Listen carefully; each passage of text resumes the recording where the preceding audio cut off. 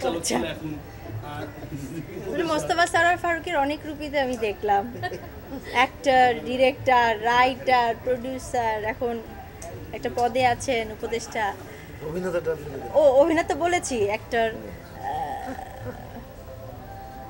আমার কাছে ব্যক্তি ফারুকিটা কখনো চেঞ্জ হয়নি, এখনও সে আমার কাছে আগের মতনই আছে। যখন 2005-এ যখন তার সাথে আমি মিট করেছি, যেই ফারুকিকে আমি পেয়েছি তাকেই পছন্দ করেছি, তাকেই বিয়ে করেছি, তার সাথেই আছি এবং সে এখনও আমার কাছে সেই রকমই আছে। আমাদের বন্ডিং থেকে শুরু করে শেয়ারিংয়ের জায়গা থেকে শুরু করে সব কিছু আগের মতোই আছে, কোনো কিছু আমাদের কোনো কিছু পরিবর্তন হয়। অনেকদিন পর ভাইয়া সিনেমা রিলিজ হলো, শনিবারের বিকেল আটকে গেছিল। 840 কি আটকে যাওয়ার সম্ভাবনা ছিল নাকি?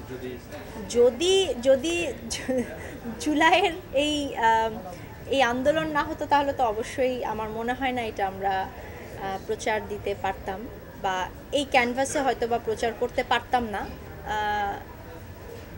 আর কি বলবো, অনেক কঠিন কঠিন প্রশ্নের উত্তর আমি সুন্দরভাবে দিতে পারি না, এটা ফারুকি থাকলে খুব ভালো করে দিতে পারতো। দুজনের কাছে প্রশ্ন যে এত বড় ক্যানভাসে আসলে পলিটিক্যাল ইস্যুটা এভাবে নিয়ে আসার ক্ষেত্রে দুজনেই হয়তো কিছু রোল প্লে করেছেন এখানে, সেটা নিয়ে নিজেদের মধ্যে কোনো আসলে ভয় কাজ করছিল কিনা, এবং একই সঙ্গে এই যে পর পর ফারুকি ভাইয়ের ছবিগুলো রিলিজ পাওয়া নিয়ে যে এত একটা প্রতিবন্ধকতা তার হয়, তারপরেও সে এরকম কেন সিনেমা বেছে নেয়, সেটা ক্ষেত্রে আপনার সঙ্গে আসলে কোনো আলাপ বা আলোচনা? মোস্তফা সরোয়ার ফারুকি শুরু থেকেই সবসময় বিপরীত স্রোতের বিপরীতে হাঁটতে পছন্দ করে।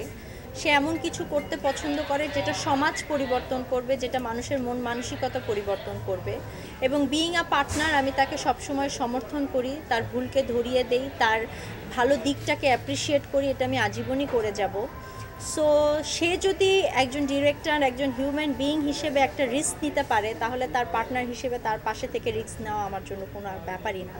এবং আমি এটুকুন বলতে পারবো যে ফিউচারেও যদি সে কোনো রিস্ক নেয় বা এরকম কোনো কাজের সাথে জড়িত থাকে যেটা মানুষের চিন্তাধারার পরিবর্তন আনবে, সমাজের পরিবর্তন আনবে, আমি তার সাথে সবসময় অ্যাজ আ সাপোর্টার হিসেবে থাকবো।